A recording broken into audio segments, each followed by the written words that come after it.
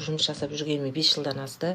500-ден аса 600-ге жуық адамдарды қабылдадым. Сол кезде айтатын мәселелері көбісі осындай мәселемен келеді. Күйеуі оны адам құрлы санамайды мені, күйеуім менің айтқанымды мүлдем тыңдамайды, менімен мүлдем ақылдаспайды, бәрін өзі шеше береді деген сияқты шағыммен үнемі келеді маған айтып қыздар. Мені мүлдем әйел ретінде санамайды, балалардың анасы ретінде сыйламайды, тек өзінің айтқанымен жүреді, тек өзінің айтқанын істейді, туысқандардың айтқанын істейді, ал мен жүрген әшейін бір домработница сияқты әйтеуір бір адаммын деп ханымдар келіп жатады. Негізінде Құранда жазылды, ерлі зайыптыларды бір-біріне жұп қылып жараттым деді. Не үшін жұп қылып жаратып жатыр? Бір-бірін толықтыру үшін. Бір-бірін кекетіп мұқатып жүру үшін емес, бір-бірін толықтырып отыру керек.